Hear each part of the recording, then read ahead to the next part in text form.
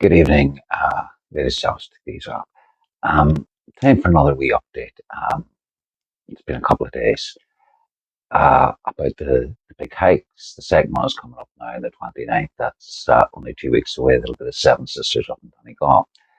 Now, if you've been following these little videos, you know that quite often what I do is a wee bit of humour, try and keep things light, a wee bit of the beauty of the north of Ireland here as well, a wee bit of a tourist boost. I've also taken the time on occasion to maybe give you a wee bit of an idea what we do here in Antioch. It's very important that obviously we're asking you to make a donation to us uh, to build the People's Monument, and we are about a lot more than that. First, before I forget, I want to make a big shout out to Women's Voices here in West Belfast. They made a nice cash donation today to the People's Monument Fund, for which we're very, very grateful. Um, my wife actually was able to speak to them, and she was able to point out that the People's Monument was very much inclusive of women who, largely in the remembrance of the struggle for Irish freedom, Irish republicanism, uh, really get overlooked. Um, to a large extent, their role is diminished by a lot of historical accounts. Um, we will not do that. That is not what we're about. The People's Monument is about remembering everybody. I'm not going to say too much about the hikes this evening. Tonight, I'm going to be a little bit more serious. Uh, Not something I do a lot. I prefer the humorous stuff, but sometimes it's important. I will still put up the QR codes where you can find out information about Antioch and the QR codes to donate. I'll put them on at the end of the video if anybody wants to make a donation to the People's Monument. I think it is very important from an Irish historical perspective. If you haven't seen our videos before, I'm a member of Antioch. We're an Irish Republican history and reenactment group. We're a small group, but we're actually very dedicated. And we are, I think it's fair to say, speaking for all the members, we would all consider ourselves Republican socialists. Now, people hear the word Republican and they say, oh, well, they're out shooting people, etc., etc., etc. That's not what we're about. Uh, People have their own histories in the struggle. Um, some were involved in the military conflict, some weren't. We come from all strands, all backgrounds of republicanism, and everybody is welcome. We don't ask questions. We're not interested. All we're interested is in your commitment to the future, to what we stand for, which is education. One of our mottos is teaching the history they don't teach you in school. A lot of Irish history is sanitized. We don't sanitize it. We try to be as impartial as possible. We do come from a Republican perspective, and we understand that from our perspective, it might slightly colour our perception of history, but we do, as far as is possible, try to cover impartially and cover all the angles in this. And we go right back to 1798. Some would argue that that would be the beginning of Irish Republican, modern Irish republicanism, I suppose. There was Irish resistance for 800 years, but what in today's terms would be considered Irish republicanism, a lot of people would attribute the birth to around the 1798 period. Um, Again, we're open to debate on that. We're open to debate in everything. We're a historical society, and history is about debate, discussion, and argument.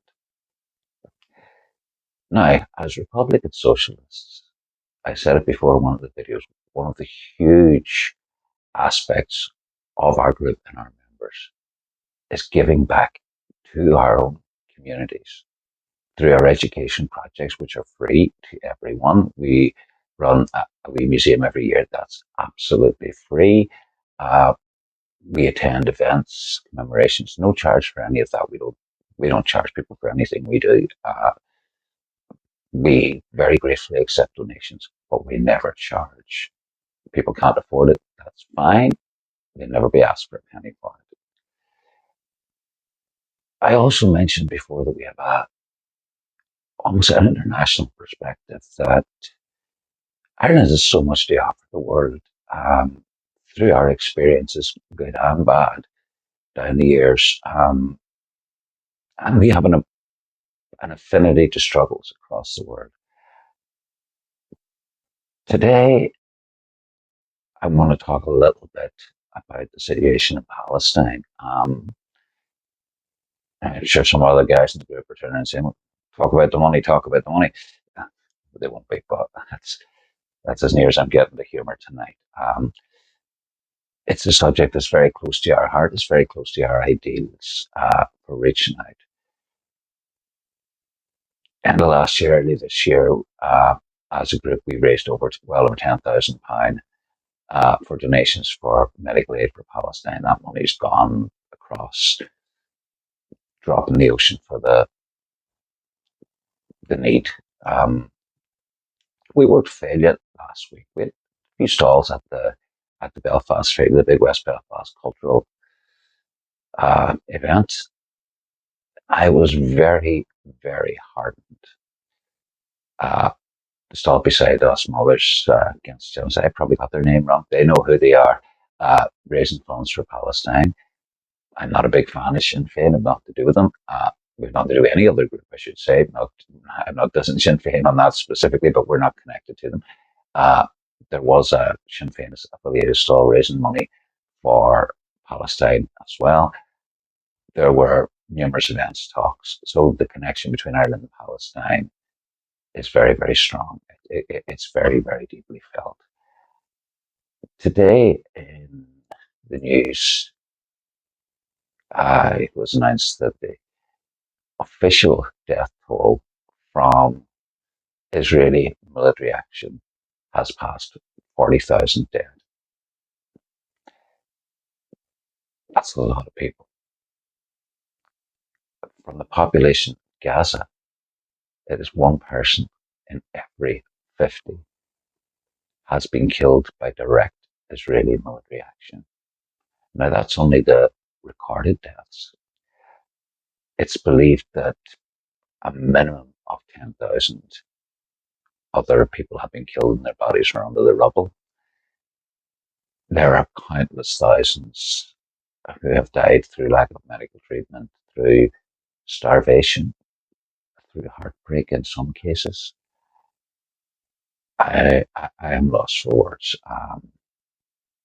It's a cause that's very close to us in Antioch.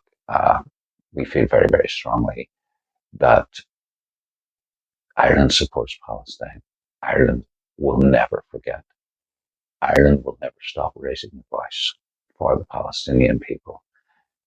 They are victims of colonialism, same as Ireland was for 800 years. And certainly, in my opinion, in the remaining 6 counties here in the north of Ireland, we are still basically a colony and suffering the effects of that.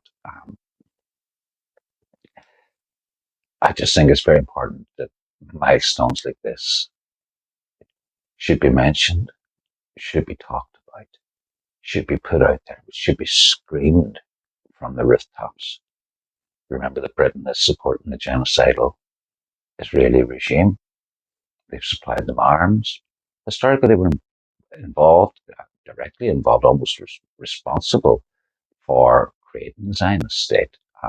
Certainly, for many of the practices, imprisoning dead bodies was a little technique that was invented by the British uh, in Palestine. Prior to that, they invented concentration camps in South Africa. They have a good history. Uh, Genocide by famine, the British, well, I can't let's say they invented it, but certainly they used it to great effect in Ireland. Prior to that, they've used it in India as well and in several of their other colonies. There's no words that I can say that would do justice to the suffering of the Palestinian people at the moment. Early on in the genocide, I did a series of pictures. It was for a protest, one of the big marches that was going on in the early days of the genocide. The numbers have dropped off a bit now. People get a little bit weary. Um, it was, I think I may have said just before, I'm a wee bit of an artist. So I did a series of pictures called The Faces of Genocide. And what it was is faces of children, innocent people that were either dead at the time their picture was published, seriously injured, or sitting with a dead family member. It was quite distressing to do. It's probably a little bit distressing to look at, but I'm going to rerun that now, and maybe maybe you can all just take a few moments to keep the people of Palestine in your thoughts tonight. We all feel useless. There's a million charities out there that are trying to do great work to get money, food, medical supplies in. I suggest you look at the BDS campaign to boycott Israeli goods, because that's where you hit them in the pocket. Keep writing to your MPs, your TDs, keep protesting, keep shouting. Do not let them brush it under the carpet. I leave you with the little pictures, the children's faces.